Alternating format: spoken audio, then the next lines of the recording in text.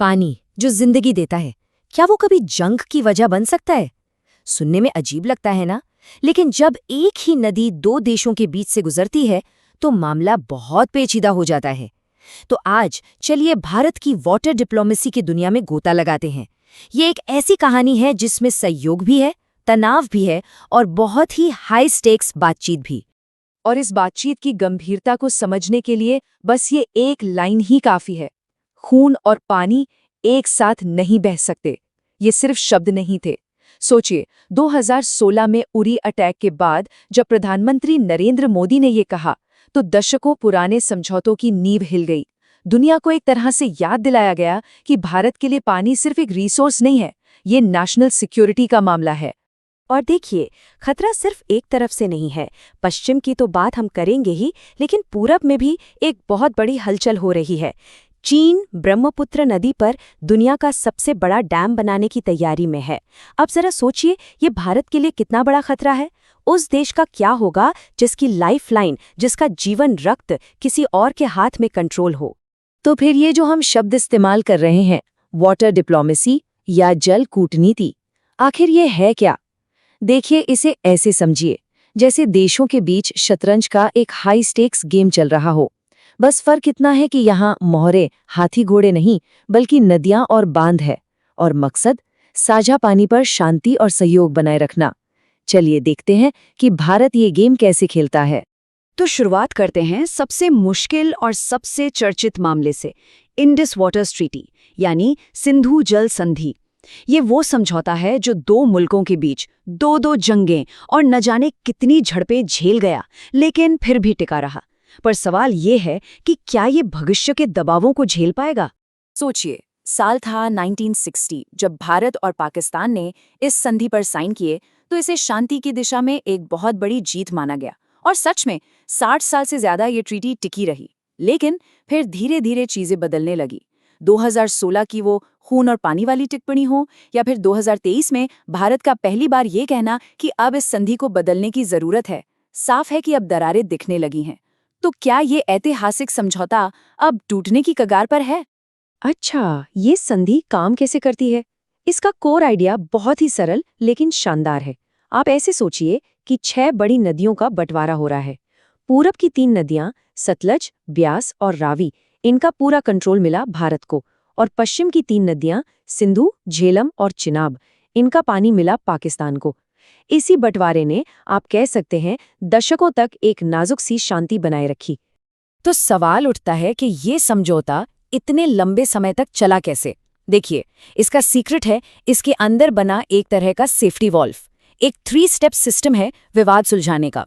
सबसे पहले तो रेगुलर मीटिंग्स होती हैं। बात नहीं बनी तो मामला एक न्यूट्रल एक्सपर्ट के पास जाता है, और अगर वहां भी हल नहीं निकला तो आखिरी रास्ता है कोर्ट ऑफ आर्बिट्रेशन। मतलब एक ऐसी सीढ़ी बना दी गई है जिससे कोई भी असहमति एक बड़े झगड़े में तब्दील ना हो पाए। चलिए अब पाकिस्तान से नजर घुमाकर चलते हैं पूरब की ओर, बांग्लादेश। यहाँ पानी को लेकर कहानी थोड़ी अलग है। तनाव शायद उतना नहीं है, लेकिन उतनी ही उलझी हुई जरूर है। यहाँ हमें कामयाबी की मिसालें भी दिखती हैं और निराशाजनक रुकावटें भी। सिर्फ एक नंबर पर गौर कीजिए, 54। ये कोई रैंडम नंबर नहीं है। ये उन नदियों की गिनती है जो भारत और बांग्लादेश के बीच बहती हैं। सोचिए, 54 लाइफ लाइन्स जो दोनों देशों को जोड़ती हैं। अब ऐसे में सहयोग करना कोई ऑप्शन नहीं रह जाता, ये एक जरूरत बन जाता है। और देखिए, ऐसा नहीं है कि ये सिर्फ मुश्किलें ही हैं, कामयाबी की कहानियां भी हैं। मिसाल के तौर पर 1996 की गंगा वाटर ट्रीटी को ही ले लीजिए। इसे वाटर डिप्लोमेसी का एक मास्टरपीस माना जाता है। इस संधि ने दशकों तक फरक्का बैराज से पानी का सही बंटवारा पक्का किया है। ये एक शानदार उदाहरण है कि जब दोनों देश मिलकर काम करना चाहें तो क्या कुछ मुमकिन हो सकता है। लेकिन कहानी का दूसरा पहलू भी है। अगर गंगा संधि एक कामयाबी की मिसाल है, तो तीस्ता समझौता एक तरह की वार्निंग बेल है। सवाल ये है कि आखिर क्यों एक समझौता तो इतना कामयाब रहा और दूसरा 2011 से अटका पड़ा है? इसका जवाब पता है कहाँ है? देश की सरहदों के अंदर ही।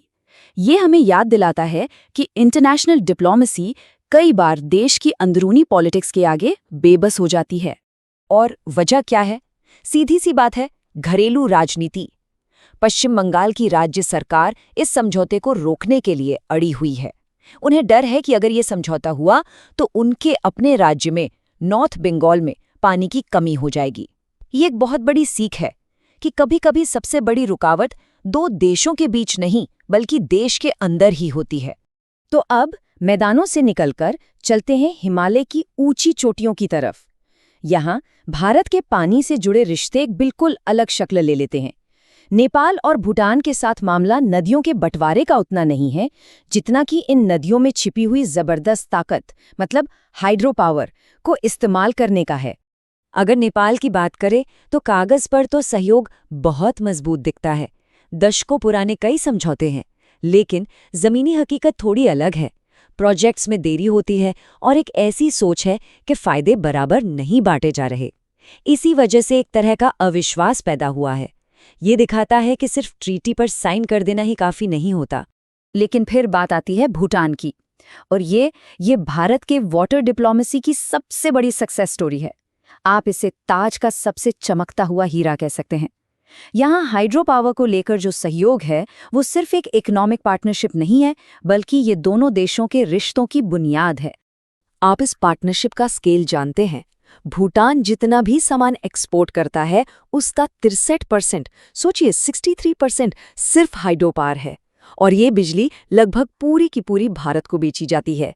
ये आंकड़ा हैरान करने वाला है और ये दिखाता है कि अगर सही तरीके से काम किया जाए तो पानी पूरे देश की अर्थव्यवस्था को बदल सकता है। चोखा, ताला, पुनात सांगचू, ये सिर्फ प्रोजेक्ट्स के नाम नहीं हैं, ये इंजीनियरिंग के बड़े बड़े कमाल हैं। ये भारत और भूटान के बीच की मजबूत पार्टनरशिप की सिंबल हैं। इन प्रोजेक्ट्स की वजह से भूटान में खुशहाली आती है और भारत के लाखों घरों में रोशनी पहुंचती है। तो इन सारी अलग अलग कहानियों से पाकिस्तान, बांग्लादेश, नेपाल, भूटान, हम क्या समझ सकते हैं? ये सब मिलकर एक तस्वीर बनाते हैं, एक ऐसी स्ट्रैटेजी की जो बैलेंस बनाने पर टिकी है।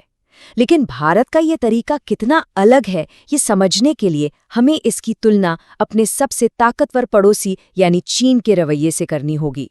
और ये टेबल सब कुछ साफ कर देती है।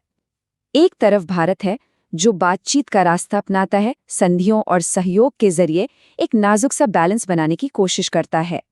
दूसरी तरफ है चीन, जो एक बिल्कुल अलग गेम खेलता है। इसे हाइड्रो हेजेमनी कहा जाता है, मतलब पानी पर दादागिरी। ये एक ऐसी स्ट्रैटेजी है जहां ताकत ही सब कुछ है। यहाँ पानी को सहयोग का जरिया नहीं, बल्कि कंट्रोल करने का एक हथियार माना जाता है।